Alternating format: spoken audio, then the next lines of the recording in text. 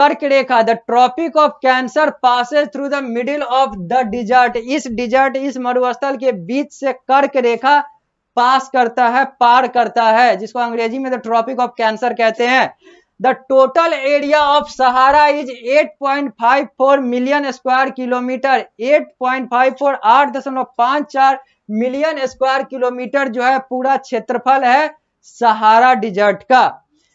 The Sahara has large stretches of sandy rocky patches interspersed with high plateaus and depressions। यानी कि क्या कहा जा रहा है कि जो सहारा है, जो सहारा डिजर्ट है लार्ज से वो कहां तक विस्तारित है, कहां तक फैला हुआ है और उसमें क्या क्या चीजें हैं, तो कहां तक फैला हुआ है ये हम लोगों ने देख लिया और क्या क्या चीजें हैं। तो वहां पर सैंडी रॉकी पैचेज है यहाँ पे, और यहाँ पर मतलब चट्टान बालू इन सारे चीजों की बात जब आती है तो ये सब चीज भी जो है ये सहारा मरुस्थल के अंदर, ये सब चीजें जो है ये भी सहारा मरुस्थल के अंदर आते हैं। आगे, lake Chad is the largest fresh water lake situated in the south central part of this dessert.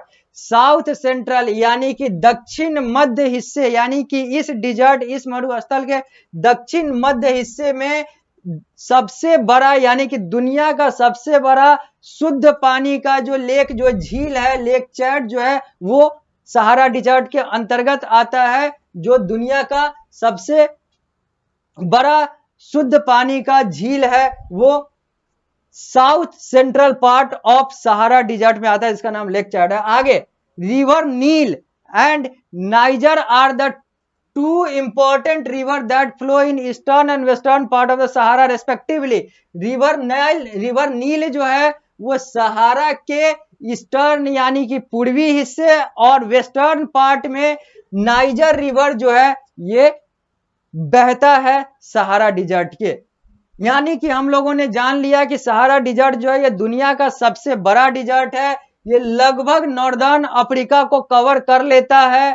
इसके नॉर्थ साउथ ईस्ट वेस्ट को हम लोगों ने देख लिया। ट्रॉपिक ऑफ कैंसर इसके बीचों बीच पार करता है। सहारा डिजर्ट में सैंडी रॉकी पैचेज वगैरह हैं। लेक चैड जो है वो इसके साउथ सेंट्रल पार्ट में आता है। यह लार्जेस्ट फ्रेश वाटर लेक है दुनिया का। रिवर नाइल और नाइजर जो है, रिवर नाइल जो है वो ईस्टर्न और नाइजर जो है वो वेस्टर्न पार्ट में बहता है। वो दो नदियां हैं जो कि सहारा के ईस्टर्न और वेस्टर्न पार्ट में हिस्से में बहती है। और अब आगे बढ़ते हैं।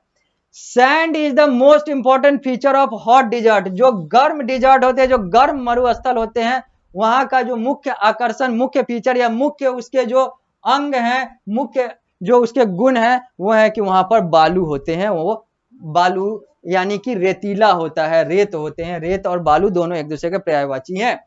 Yet only 1/4 of the Sahara is under sand. लेकिन सिर्फ 1/4 सहारा चूंकि गर्म है, और गर्म डिजर्ट का एक बहुत बड़ा फीचर है कि वो वहां पे रेत होता है, बालू होता है, अंग्रेजी में सैंड होता है। लेकिन सहारा जो कि दुनिया का सबसे बड़ा और गर्म डिजर्ट है, यहां पर सिर्फ 1/4 ही बालू है।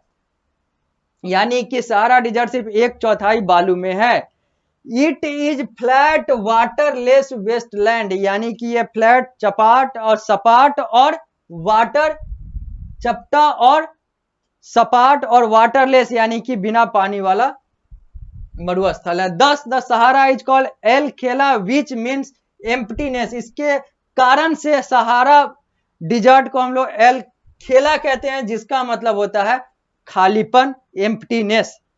आगे, the fossils found in the area have revealed that Sahara was once a fertile and forested area and not a desert। यहाँ पर जो फॉसिल यानी कि यहाँ पर जो अवशेष मिलते हैं, अवशेष पाए जाते हैं, लोगों के, जानवरों के अवशेष पाए जाते हैं, उससे पता चलता है कि ये जो सहारा डिजर्ट जो आज के समय में डिजर्ट बना हुआ है, ये किसी समय में फर्टाइल लैंड यानी कि डिजर्ट नहीं हुआ करता था। यहाँ पर भी उपजाऊ जमीन हुआ करती थी, यहाँ पर भी खेत खलिहान हुआ करते थे, यहाँ पर भी क्रॉप्स, फसल वगैरह यहाँ पर पैदा होते थे। यह फर्टाइल लैंड था। लेकिन अब जो है यह बंजर यानी कि डिजर्ट हो चुका है।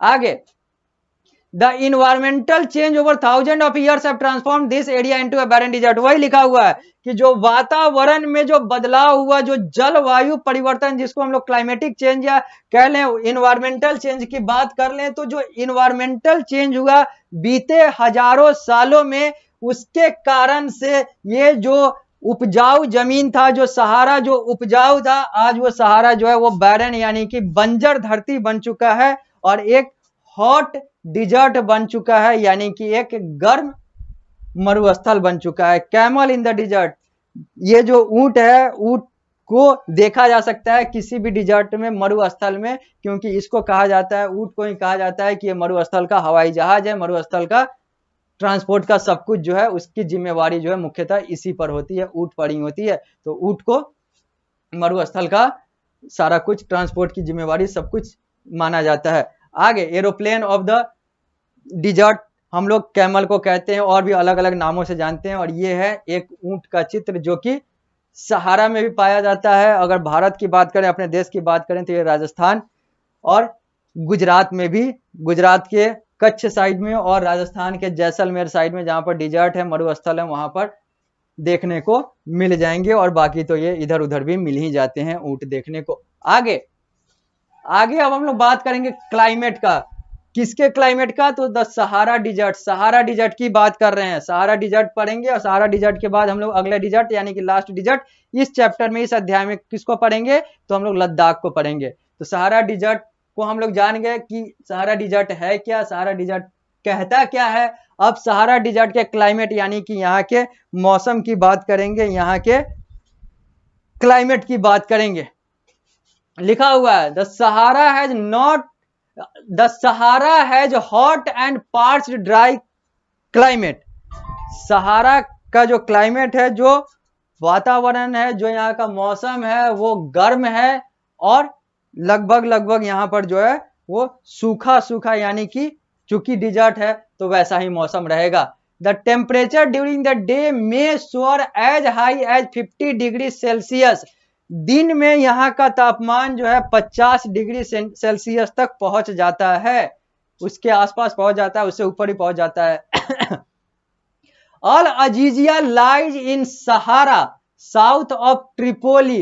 Libya is the hottest place of the world. Libya जो है दुनिया का सबसे गर्म एरिया है, सबसे हॉटेस्ट प्लेस है लीबिया। और अल अजीजिया जो है वो सहारा में लाई करता है, मतलब सहारा डिजर्ट में ही अल अजीजिया है, जो कि ट्रिपोली जो एक जगह है उसके साउथ में है, उसके दक्षिण में है। और लीबिया जो है वो hottest place of the world है, यानी कि सबसे दुनिया का सबसे गर्म जगह स्थान। आगे the radiant and scorching heat make life difficult in Sahara. Rainfall is scanty, less than 25 centimetre per year and the amount varies from place to place and year to year. Example northern Sahara gets some rainfall in winter while southern Sahara rain in summer.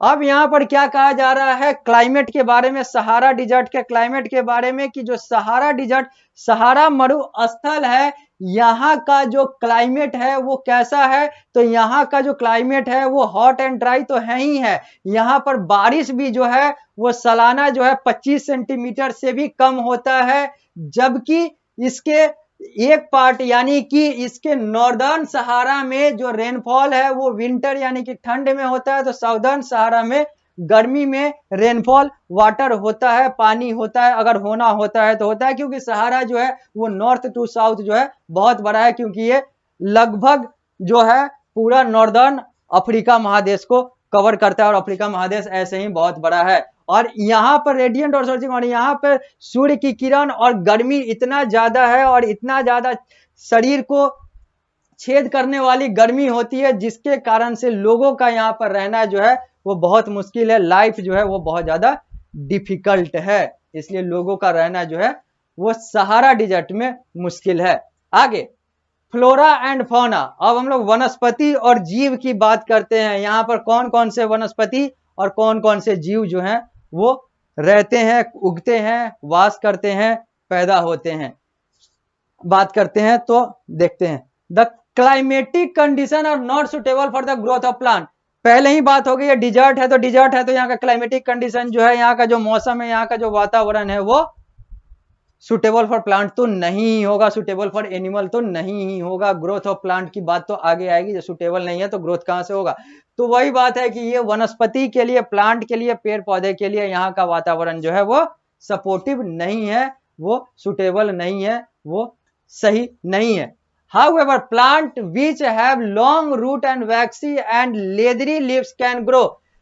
हालांकि चूंकि नहीं है लेकिन फिर भी जिसका जो जड़ है वो ज्यादा लंबा होता है और जो कांटेदार और ये सारे चीज होते हैं, वो सारे जो प्लांट है, वो सारे जो पेड़ है वो यहाँ पर उग जाते हैं, वो यहाँ पर पैदा हो जाते हैं। जैसा कि इस चित्र में आपको दिख रहा है, यहाँ पर बालू में बड़े बड़े प्लांट जिसके जड़ जो है वो बड़े बड़े होते हैं, वो सारे यहाँ पर कुछ जो है वो उगे हुए दिख रहे हैं। आगे, seas are the only spot where